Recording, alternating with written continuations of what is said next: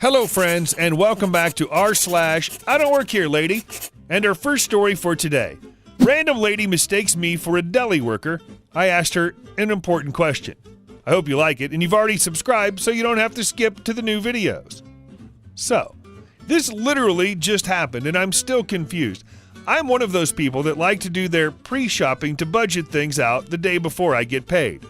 I'm also one of those people that likes to dress like I'm a rejected Hot Topic employee that got a job at a local comic book store instead. I no way look like I work at a grocery store when I'm dressed in what I consider casual clothes. For example, today I'm wearing a gray tank top that says, "Let's get red and white wasted." I'm Canadian, and I got it for Canada Day, because beer. Blue bootcut jeans, steel-toed shoes, and a Star Wars Empire beanie. There's also my massive Attack on Titan man purse and very visible tattoos. So I was at Stupid Store today, making a list of what I would need for the week. I had my headphones in, listening to some J-pop and metal while I walk around with a calculator and notebook in my hand. Budgeting is important, people. I wasn't expecting anyone to bother me today because I was just bobbing along, doing my thing, looking at meats in the deli. I guess the deli wasn't busy, so there wasn't a visible worker anywhere. I didn't mind. I didn't need anyone to help at that very moment, and they have a call button if they were needed. So I'm standing there writing down the price per gram of some black pepper garlic sausages when I have a headphone ripped out of my ear violently, and I'm suddenly being screamed at. So now I'm pissed. I wheel around and see a mini soccer mom with way too much perfume on berating me. Cast: me, Meat Popsicle; EW is Evil Wench; DM is Deli Manager. EW: "How dare you ignore me, you little crap! I've been trying to get your attention for 15 minutes. I demand—" Me cutting her off, PO'd. "First, don't ever touch my headphones. It's beyond rude. Second, what in the bloody hell do you want so bad you thought it was okay to walk up and assault a stranger in a grocery store?" EW blinking in confusion before doubling down on her stupidity. "What I want is some damn service. And you're the only one here, so go get me some smoked ham before I call a manager and get your butt fired." Me: "What makes you think you can actually get anyone fired? What makes you think you are so important that just on your say-so, you can ruin someone's life and take away their paycheck? And what in the hell makes you think I work here?" Small background: if you look at some of my post history, ignore my attempts to be deep on shower thoughts, you'll see I work in retail at liquor stores. And on behalf of all retail workers, what EW said next is just wrong.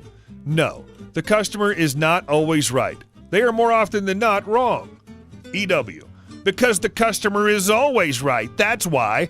Now do your job." Me: "No, they are not. They are almost always wrong because they have no idea what they're talking about past their own wants." Now I'm going to say this slow because you obviously are half blind and more than a little stupid. I do not work here. Again, look at me. All of this attracted a wild deli manager. His appearance wasn't very effective, though, as EW was still attempting to get me to go behind the counter to use slicers I have no idea how to use. He piped up while the tiny terror was in mid-rant. DM: "What seems to be the issue here?" EW: "Finally, someone important. I demand this little crap be fired and that you give me my ham free of charge because of his incompetence." I just stood there looking annoyed, waiting for what I figured was about to happen, tapping my toe and looking at the DM. DM: "Ma'am, he doesn't work here. He's shopping, just like you." Me: "I already told her that, but her skull is too thick for it to get through." Yeah, I sound rude, but this wench interrupted my music and it was one of my favorite songs.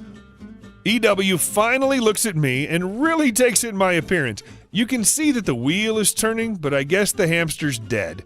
Because again, she demands me to be fired, this time with less conviction though, as she's still trying to wrap her brain around how a random nerd is not actually a deli worker and she might actually be another customer. DM: "Again, he isn't an employee. I can't fire him, and what's more, I can't just fire someone because one customer said so. That's not how jobs work." EW sounding much less sure of herself: "But the customer is always right." Me: "Well, there you are, a paradox, because you are very much wrong here. I don't work here. I'm shopping, and you're lucky I don't. Call the RCMP and press assault charges against you. Next time, don't go up to a stranger, worker or not, and rip out their headphones. And if you want help, do everyone a favor before flying off the deep end and actually look around before accosting some random person in selfish indignation. At that, I just walked out and went home. No idea what happened. Honestly, I don't care. I'm going to go mod Skyrim now and have a beer. Thanks for reading. Guess gas station uniforms are similar to office store uniforms? So this technically didn't happen to me, but I was there, got to laugh at it. My SO and I both work at a gas station. Won't say where, but the team uniforms are a gray shirt, while the manager and assistant manager's uniforms are black with a red collar and sleeves, shirts tucked in, belt and jeans. Pretty simple. I just gotten off work and needed some pieces printed and laminated. I sell posters at conventions on the side. SO had gotten off work about 2 hours earlier, and he doesn't like to change shirts, so he would just wear his manager shirt everywhere, untucked and with a jacket over it, but still wearing it. After my shirt, he offered to take me to a local office store so then we could get lunch afterwards. Who am I to say no to lunch with my bae? Now, this office store has red-collared shirt with jeans, a belt and shirt tucked in. This store has a section just meant for printing and laminating. There was only one other person in line, so I'm in line while my SO decides to wander the store. Later, he tells me that 3 different people approached him thinking he was the manager. 2 were more of the awkward apologies and then looking for someone else, but a third person, they were close enough for me to hear, so I can confirm that at least this one happened. The person wasn't really a stereotypical Karen. Darker hair to the shoulders, no kids, casual clothes. We'll call her Carrie. SO had picked up a binder, and it was the last purple one, and he was looking it over, examining it like it was a fine wine. It was one of those fancy Velcro strap ones. Carrie comes into the aisle, seeing it, and was waiting for SO to stop his heavy examination of it. Guess it was too long because she clears her throat and finally gets his attention. Conversation based off what he told me later. Carrie, okay, can I have that now? SO, what? Carrie, now that you've given it a thorough enough inspection, I'd like it. It's the last purple one. She holds out her hand, expecting him to give it to her. SO, no, I want this for myself. Carrie, excuse me, shouldn't customers pick before employees? I'm sure there's more in the back for you. SO, no, I'm a customer. Carrie, haha, you can't be a customer on shift. SO, I don't work here. Carrie, but you're wearing... An actual employee approaches, and Carrie finally puts 2 and 2 together. She becomes a flustered mess and apologizes, then asks if he was planning on buying the purple binder and that purple was her lucky color or something. Being more understanding, SO gives her the purple one, and he takes a black one for himself. By the time I finished paying for my stuff, SO had bought himself the binder. That's when, leaving the store, Carrie approaches again, only to thank him and apologize for her behavior. That he just had this manager's presence to him, and that's why she assumed he worked there. I mean, she wasn't wrong. He was a manager, just at a gas station instead. In the car, I asked what happened, and he just completely unloads on how he's not coming back here in his manager shirt again. We have lunch with his company jacket completely zipped up. Sometimes you gotta be nice. Cast, me, it's me, June, an 80-something woman, and Bob, June's 90-something husband. Not seen in this story, but mentioned, Amy, June and Bob's great-granddaughter.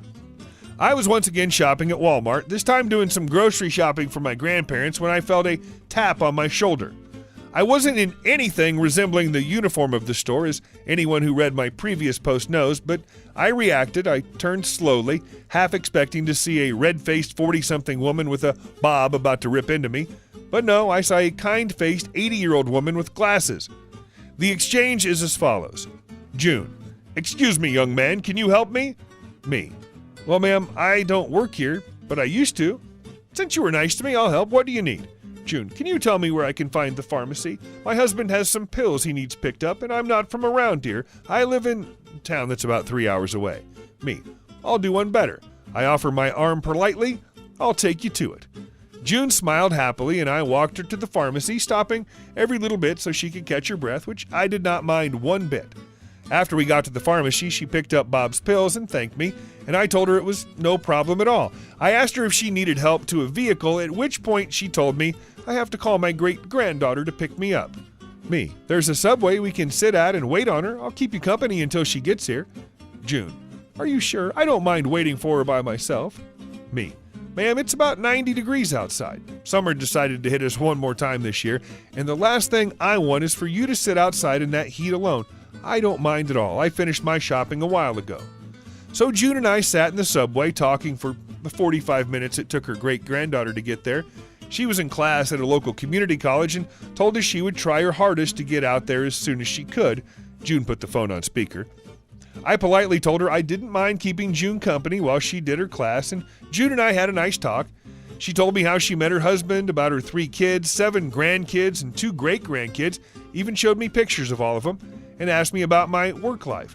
Not once did she ask about my personal life, and I didn't divulge too much. When Amy got there, she looked at us and thanked me for helping June and offered to pay me, which I declined. Amy: but you helped her when you didn't have to. Me: no, I did what I would want someone to do for my own great-grandma. I was being nice and gave her very good company, which is worth more than money. Amy thanked me and told me the reason June was 3 hours from home, she was visiting the other great-grandchild who was only 3 months old. I chuckled a bit and gave June a hug before parting ways with them. June giving me a wave. On my way out, though, I heard June exclaim rather loudly, June: Amy, why can't you find yourself a boyfriend like that nice young man? I just heard Amy laugh before they drove off, and I couldn't contain my laughter. No shouting, nobody being banned or arrested or tased, just a case of someone being kind to an older person. Hey, thanks for watching. I hope you guys enjoyed the stories, and I'll see you soon.